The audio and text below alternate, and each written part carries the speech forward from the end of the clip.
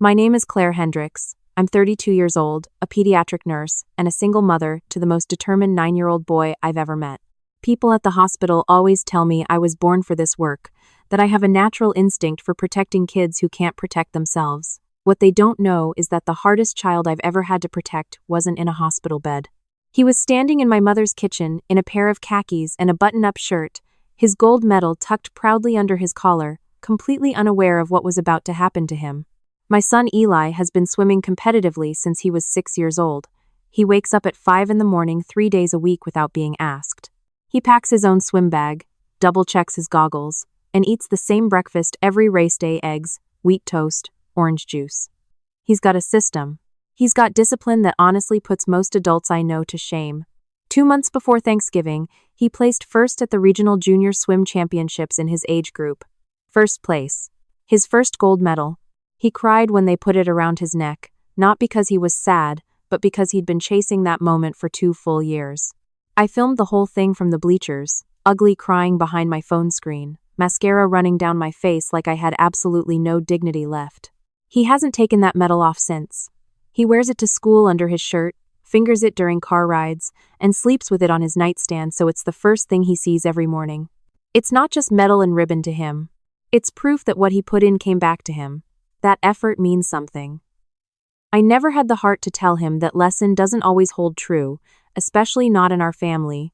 My brother is 38 years old, 6 years older than me, and has been waiting for someone to hand him a gold medal his entire life without ever once getting up at 5 in the morning to earn one. He dropped out of community college twice. He's been between jobs for the better part of 3 years now, most recently let go from a logistics company for reasons he describes as office politics and everyone else describes as showing up late every single day. His girlfriend left him in the spring and he's been living back in my parents' house ever since. Which means my mother has doubled down on every bad habit he's ever had, including the one where he treats anyone doing better than him like a personal insult. He's resented me quietly for years. When I graduated nursing school, he told my father the only reason I got in was because they needed to meet a diversity quota. When I had Eli, yes, as a single woman, yes, by choice, he told my mother I was being selfish and dramatic. When Eli started winning swim meets, my brother started making comments. Little ones, the kind designed to sound like jokes. Kid's going to blow out his shoulder before middle school. Chlorine's bad for developing lungs. Just so you know. First place at a junior regional meet, so basically participation trophy level, right? He always said it with a smirk, always waited until my mother was in earshot, always made sure she laughed before he looked back at me to see if I'd react. I didn't, not out loud, but I cataloged every single one of those comments the way I catalog patient symptoms at work, quietly, methodically, looking for the pattern that tells you something serious is coming. The week before Thanksgiving, my mother called to remind me about the family dinner. She hosts it every year at her house in Dayton, same spread every time, same seating arrangement, same energy where half the room is catching up and the other half is bracing for impact. I almost didn't go. Eli had a swim practice the following weekend, and I didn't love the idea of a long drive throwing off his sleep schedule. But he asked me, specifically, if we could go this year.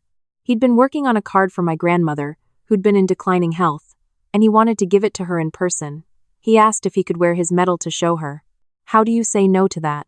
So I packed us up the Tuesday before the holiday and drove us out to Dayton.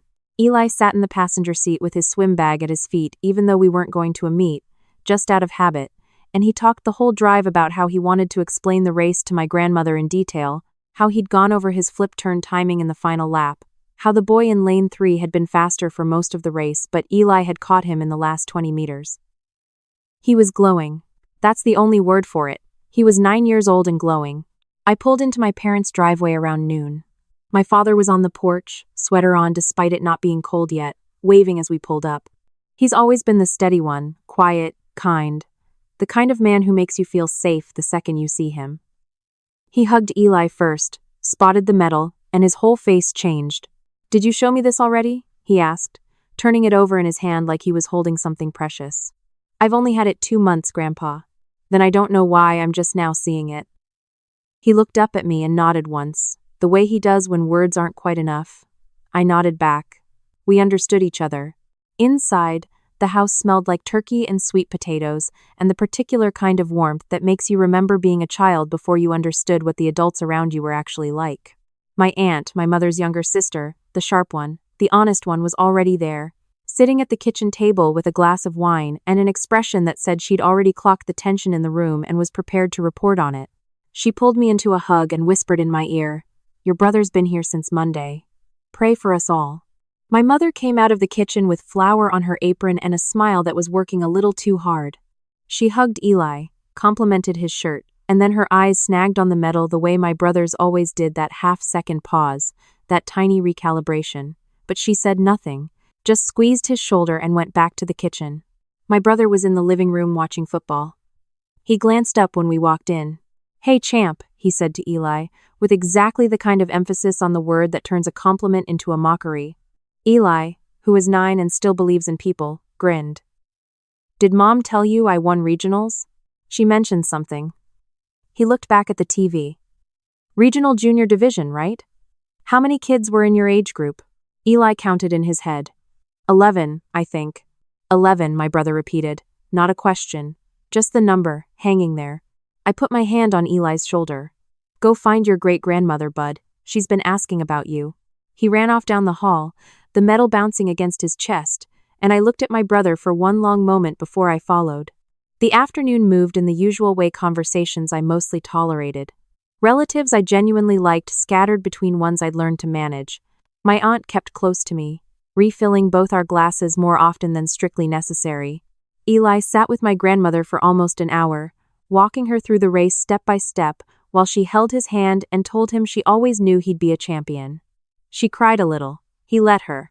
He's good at that, at sitting with emotion instead of running from it. I don't know where he got that from, certainly not from anyone on this side of the family. Dinner was set for 4. By 3, the kitchen was running hot, and my mother was orchestrating the way she always does, assigning tasks, redirecting conversations, managing everyone's impression of how well the family was doing. My brother had graduated from beer to whiskey, which I clocked but said nothing about. He'd positioned himself at the kitchen island where he could hold court, and my mother kept touching his arm, laughing at things he said, angling herself toward him the way she always has, like he's the sun and everyone else is just trying to stay warm. At 3:30, Eli came into the kitchen to ask if he could have a snack before dinner. He was still wearing the medal. My brother looked at it the way he'd been looking at it all day, and something shifted in his expression, not dramatic. Just a door opening somewhere behind his eyes. "Let me see that thing," he said. Eli looked at me. I don't know why he looked at me first. Maybe he already sensed something. I should have listened to that. "It's okay," I said, and the words were barely out of my mouth before I wanted to take them back. Eli lifted the ribbon over his head and held the medal out. My brother took it, turned it over, made a show of examining it. "Huh. Lighter than I expected." "It's aluminum with a gold finish," Eli explained, because he's the kind of kid who knows things like that. "Aluminum." My brother repeated it slowly, and then he smiled. "So it's not actually gold." "It's no, but it means—" "I know what it means, buddy." He was still smiling. "I'm just saying. You're 9. Regional junior division. There'll be real medals later. This is kind of like a practice medal." He held it back out to Eli. "I was across the kitchen in 3 steps. Give it back." "I just did." "What you just said was not okay." He raised his hands in mock surrender, the whiskey glass still in one. "I'm being real with him. You want him growing up thinking a regional junior ribbon is the pinnacle? I'm doing him a favor." My mother appeared at the kitchen doorway. "What's going on?" "Nothing," my brother said. "Claire's being sensitive." "He just told Eli his medal doesn't count," I said flatly. My mother looked at Eli, who was holding the medal against his chest now, not wearing it. "Sweetie, why don't you go watch TV with Grandpa?" He went.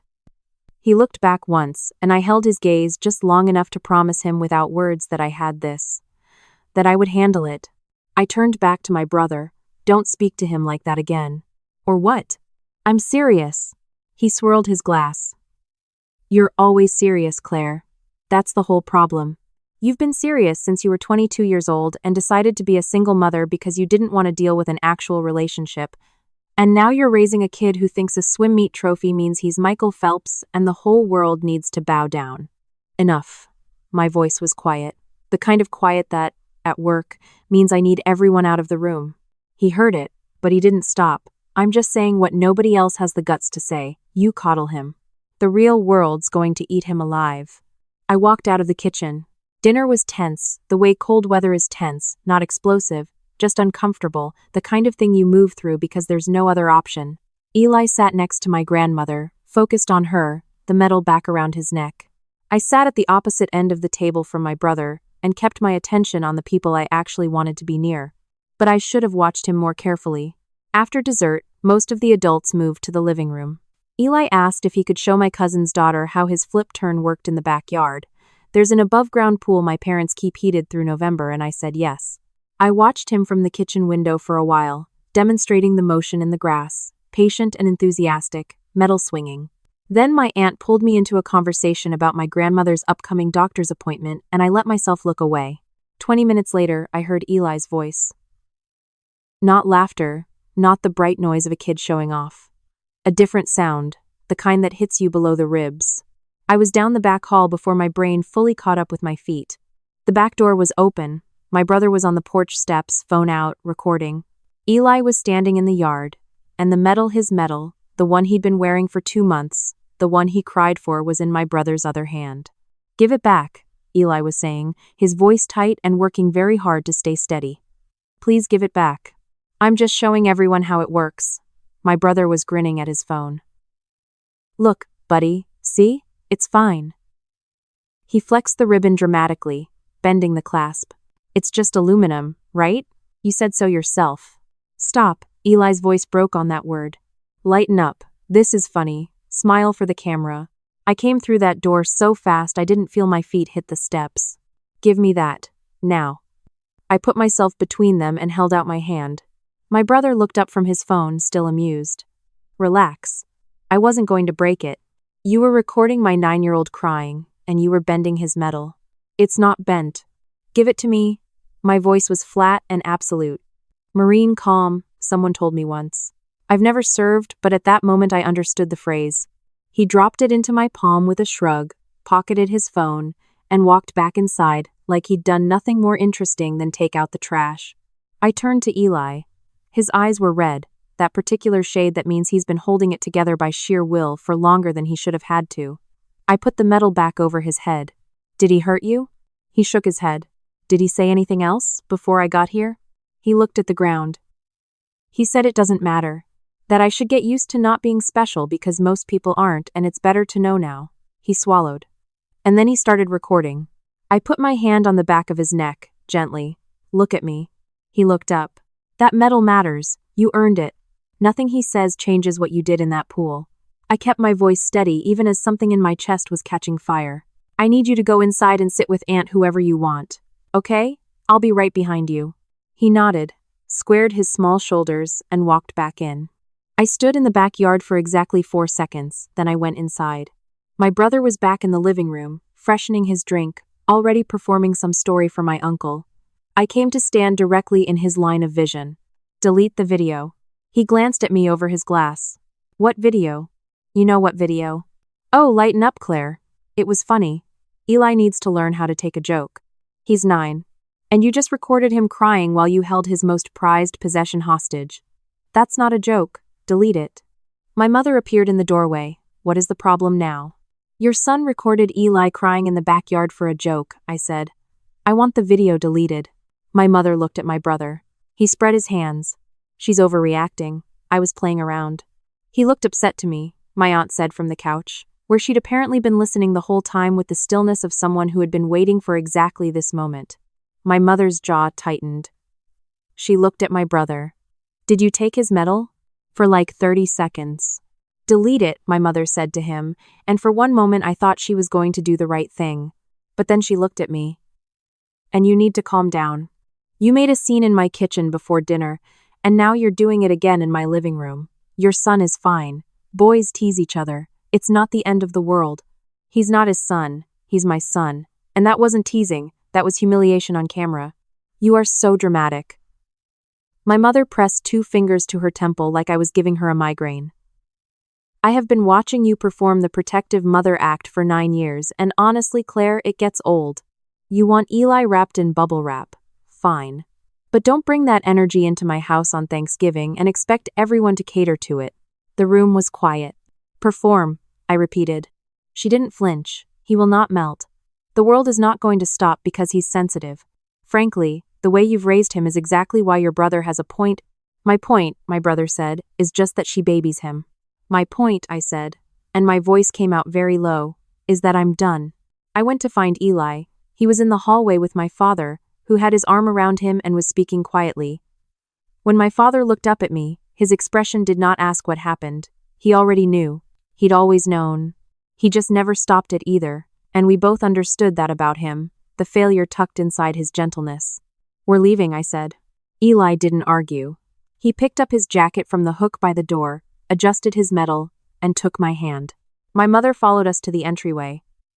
You're being ridiculous. You're leaving Thanksgiving dinner over a 30-second video.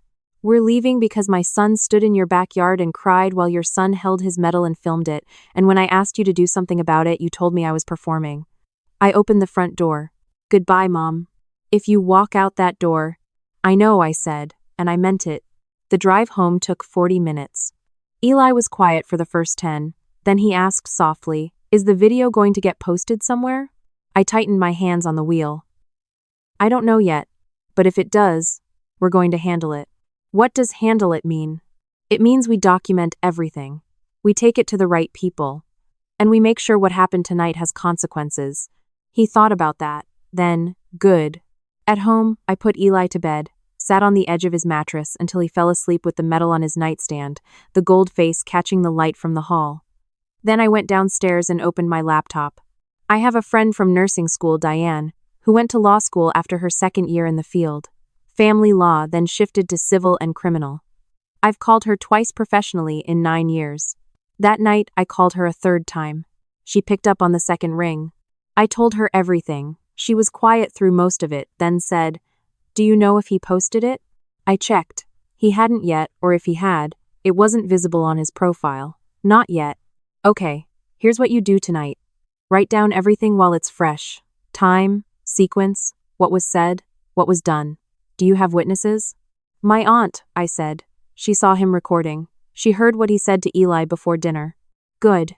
If that video goes public and given the content, I'd expect him to post it. You have options. Distribution of content depicting a minor in distress without parental consent, potentially harassment depending on the state, and the in-person behavior with the medal, depending on whether Eli describes it as threatening or coercive, could be relevant. I sat at the kitchen table and wrote until my hand cramped. Every comment he'd ever made about Eli. Tonight's timeline minute by minute. The whiskey he'd been drinking since 3 o'clock, the progression from kitchen comments to the backyard. I wrote 4 pages.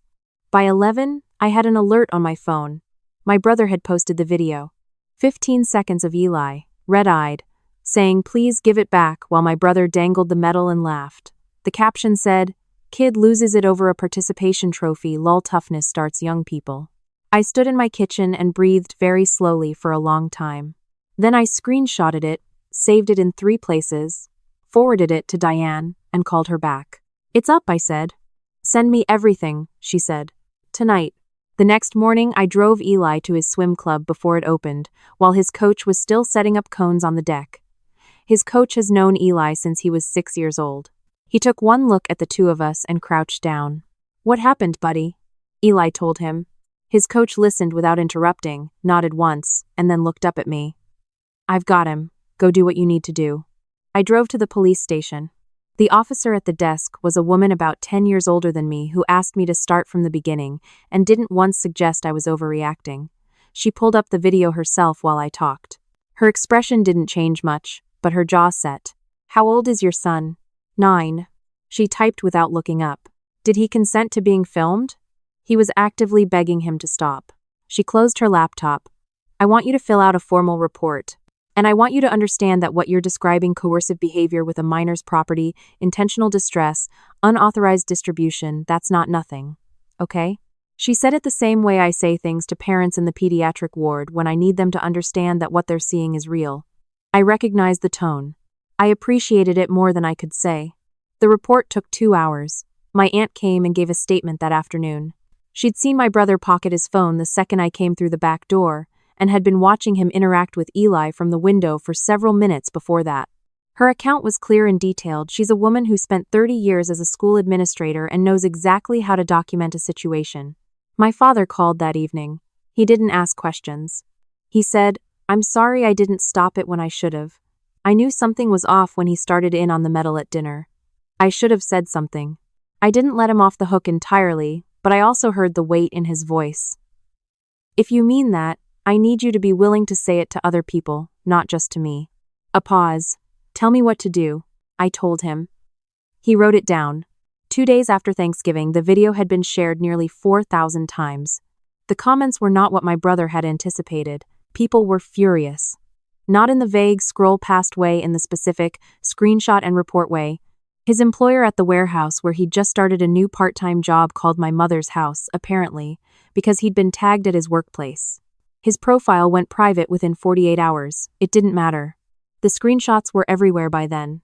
Diane filed the paperwork that Friday.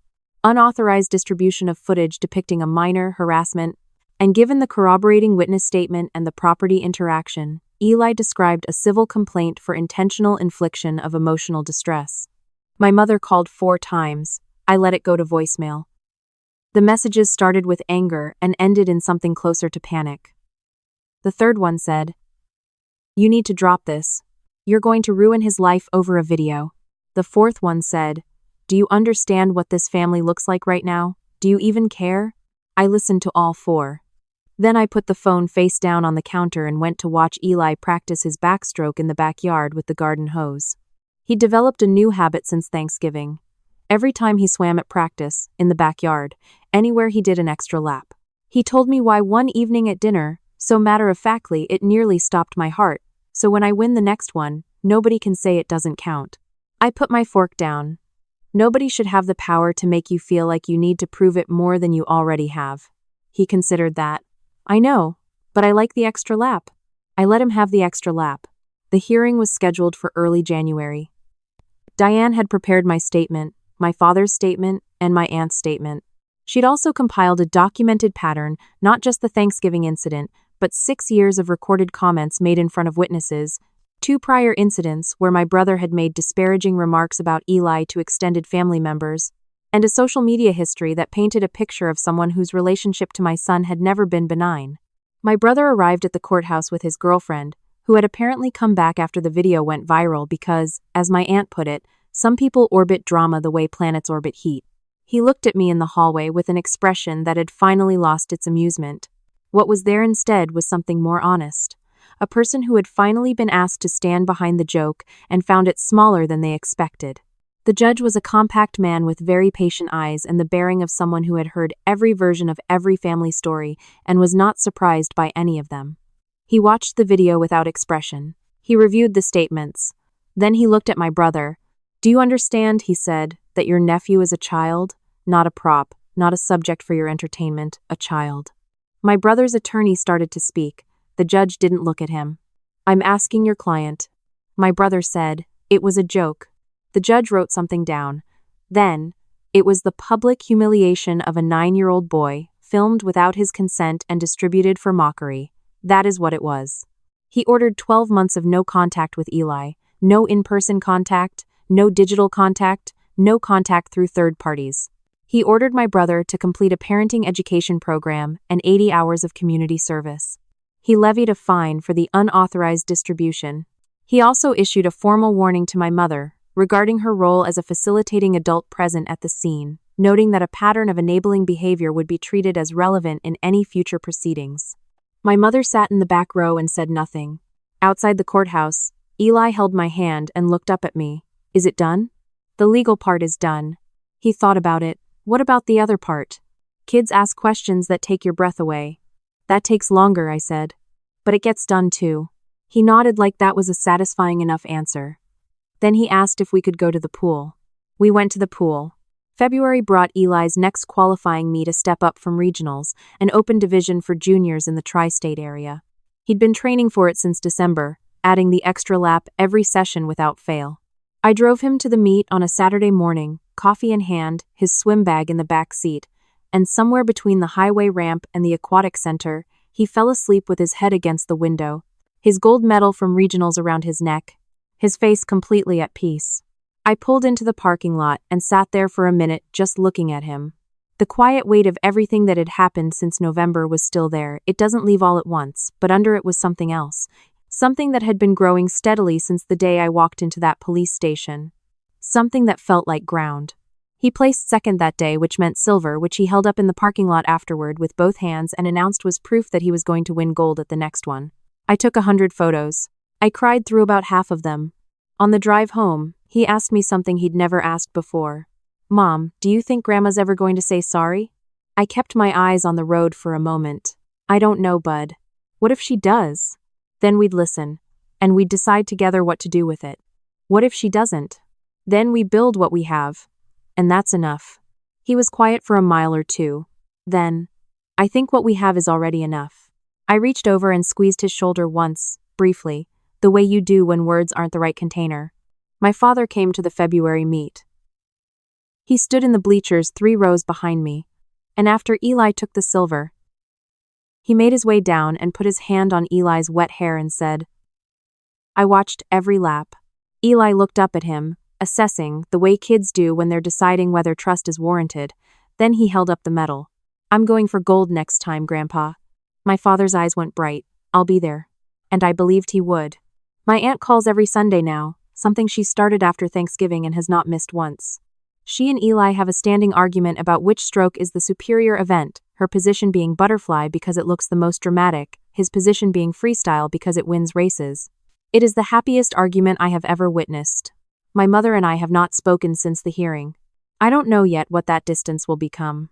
What I do know is that there is a version of family that demands silence in exchange for belonging, and there is a version of family that offers belonging with no conditions attached. Eli deserves the second kind.